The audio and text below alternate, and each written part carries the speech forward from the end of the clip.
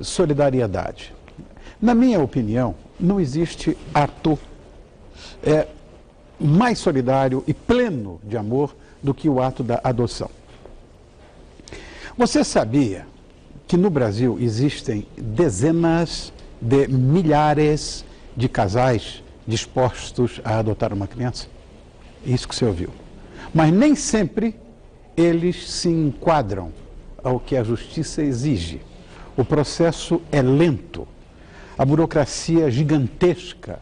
Então, quem vence e vivencia o processo de adoção, seja como filho ou como pai, passa por desafios e, claro, pela construção de uma nova vida. E nós vamos falar sobre esse assunto tão nobre com a ajuda da nossa convidada, que é psicóloga, doutorada pela Universidade de São Paulo e professora do Departamento de Formação em Psicanálise do Instituto Sede Sapiência, que é aqui em São Paulo, Maria Salete Abrão. Boa noite, querida. Oi. Muito obrigado por ter vindo. Não se levante, não faça, está na sua casa. Tudo bom, amor? Tudo bem.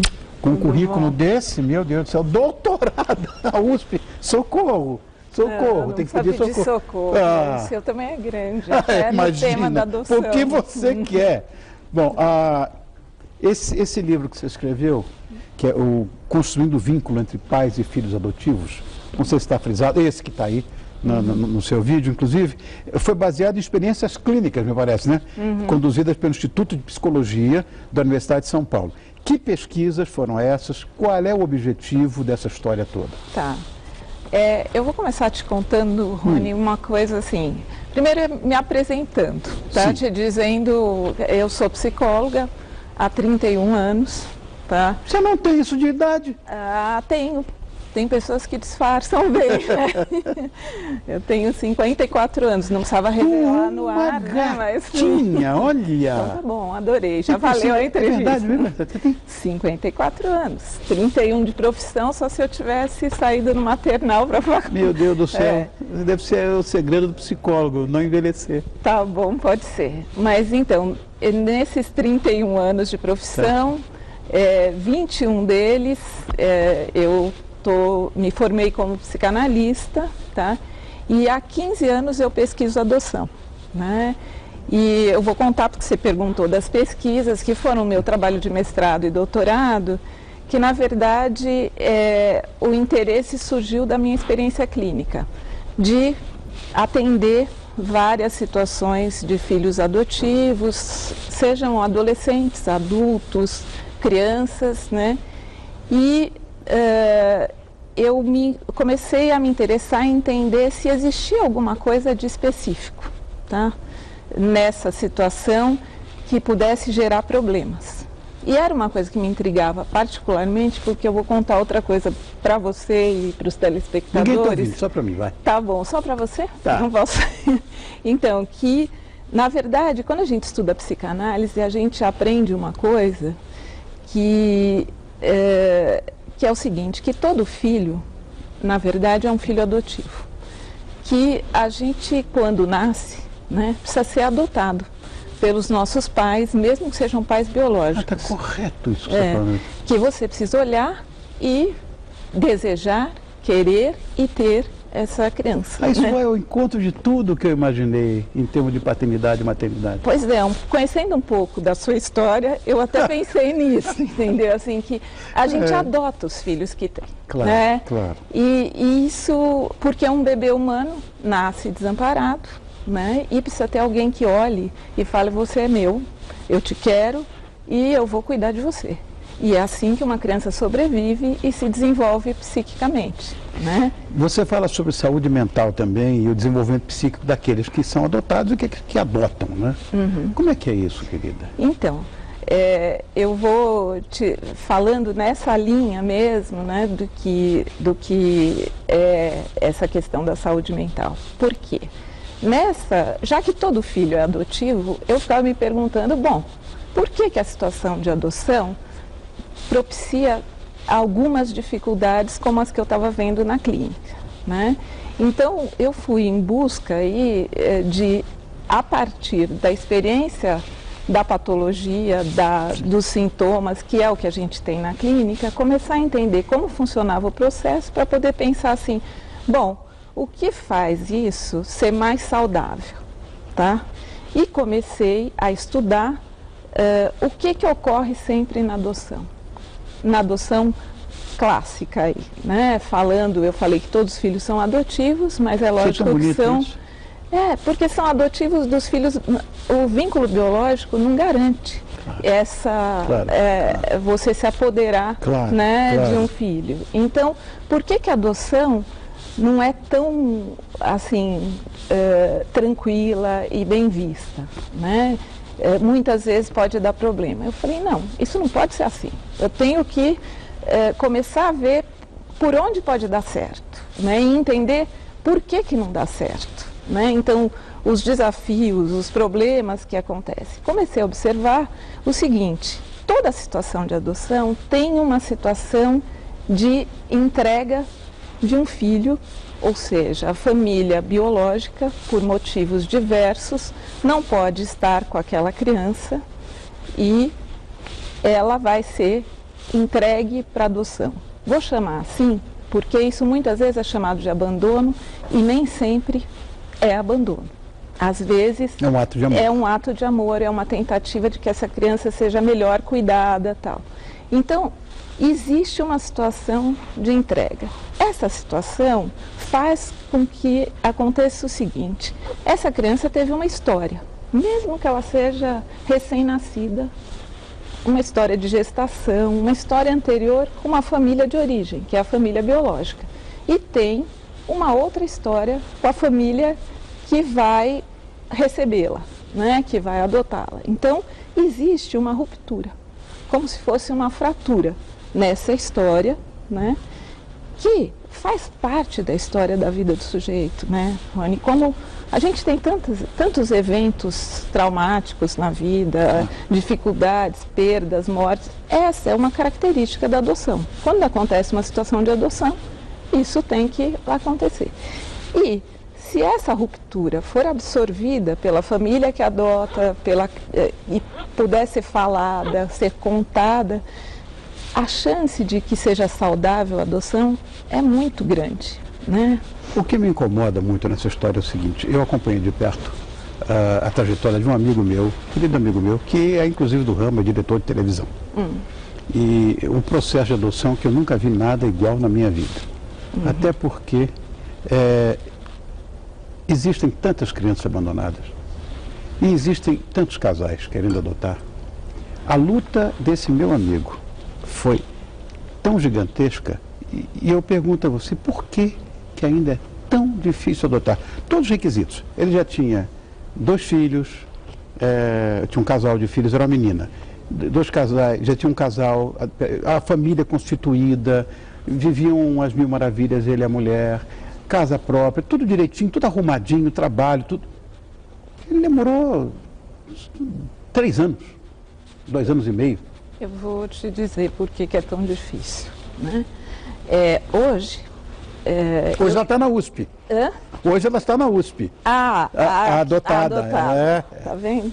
Então, é tão difícil, é muito sofrido, e isso gera dificuldades também, porque a gente tem uma disparidade no país entre o número de crianças disponíveis para adoção e o número de casais candidatos, que é uma coisa, se eu não me engano, atualmente de 28 mil casais para 6 mil crianças disponíveis. Então, tem uma disparidade. Aí você olha para isso e fala assim, não, mas tem um monte de criança abrigada, tem um monte de criança abandonada, esse país está cheio de... né? Mas essas crianças, elas só ficam disponíveis à adoção depois que for destituído o pátrio poder da família de origem. E isso é um processo longo. É lento isso? Lento, Rony, porque tem uma questão assim, as famílias de origem são geralmente de classe socioeconômica mais baixa e os psicólogos da vara, as pessoas do abrigo que cuidam, que acolhem e cuidam dessas crianças, eles têm que dar prioridade à família biológica. Então o processo é assim, se a mãe tem um quadro de alcoolismo, se tem um quadro de vício em drogas, tal, você tem que ir lá e dizer assim, olha, a senhora precisa se tratar, então volta daqui a 6 meses. Só que nós temos uma situação que é crônica, que é de dificuldade, que essas pessoas não conseguem se recuperar. Se não for dado um grande apoio... Mas, Maria Célia, o que acontece é o seguinte, muitas vezes o casal disposto a essa adoção desiste no meio do caminho. Desiste, eu sei que sofre.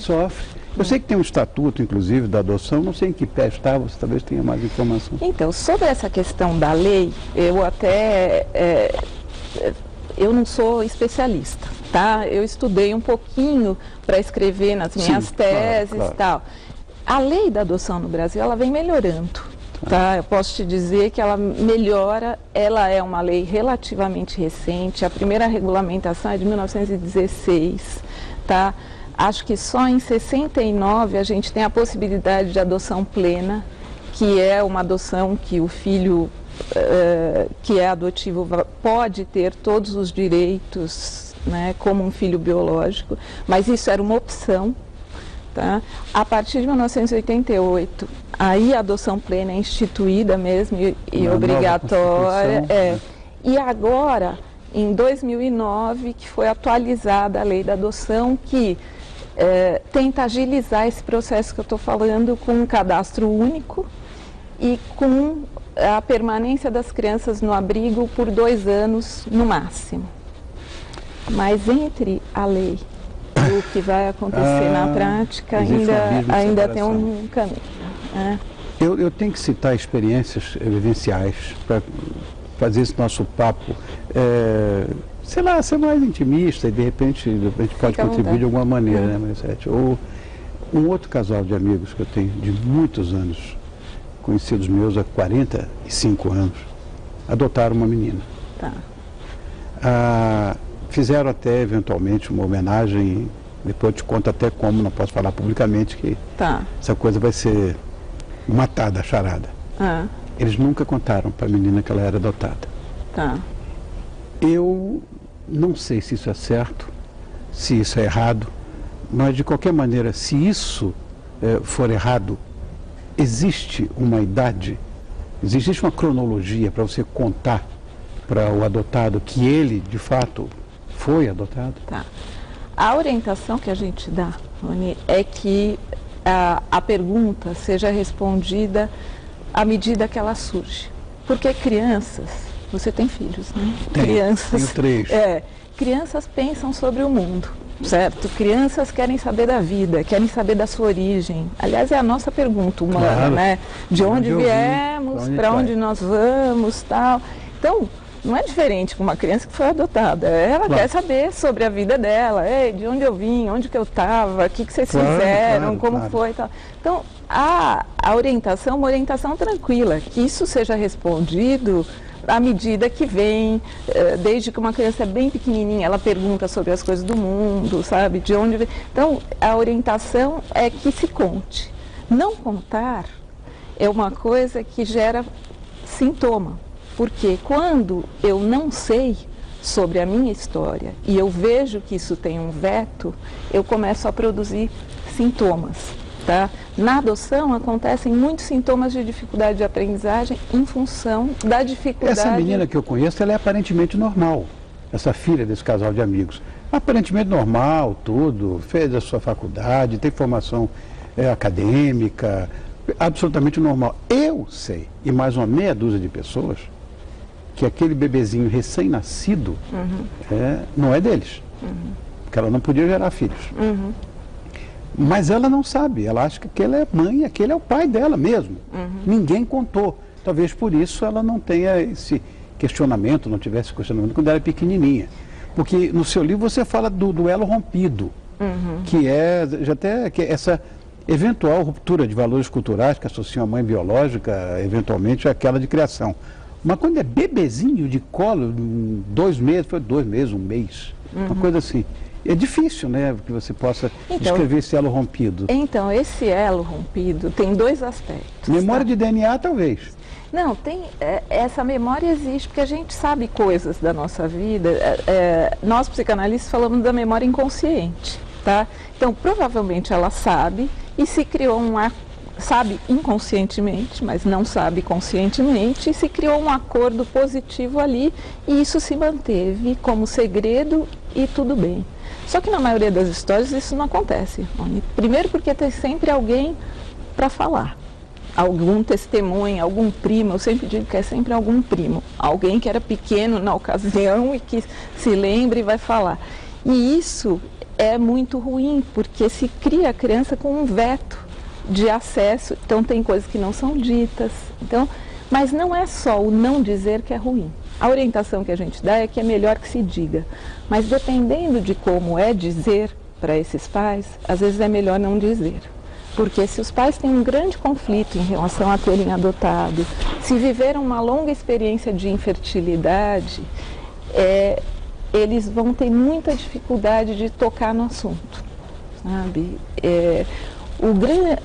Um dos principais problemas que eu vejo, que gera sintoma e conflito na adoção, é porque, na maioria das situações, a gente tem, de um lado, um casal que viveu uma longa experiência de infertilidade e uma criança que é tida como abandonada, tá? Entendi. E aí são duas dores que se juntam.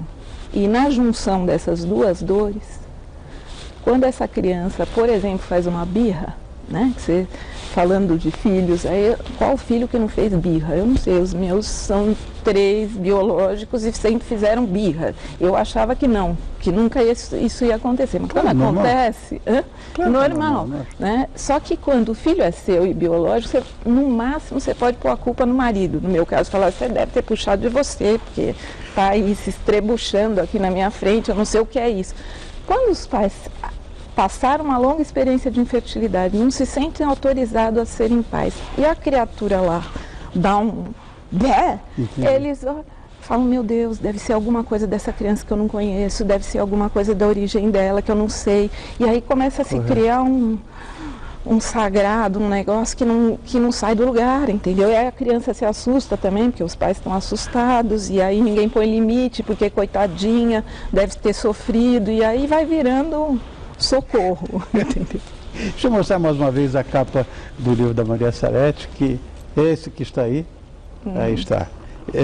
E eu quero agradecer muito a você, querida, sua presença, foi muito legal o nosso papo. Que bom. Esta moça, imagina, fez doutorado na USP, a psicóloga Maria Salete Abrão, que sabe tudo sobre adoção, e eu recomendo, até porque esse é um gesto de amor tão importante, tão impecável, a leitura desse livro. Obrigado, meu amor, por ter vindo, viu? Tá bom, muito agradeço. Obrigado. Eu só queria passar a mensagem. O livro é para dizer que a adoção é uma coisa boa e dá certo. Nenhuma. É claro que é, claro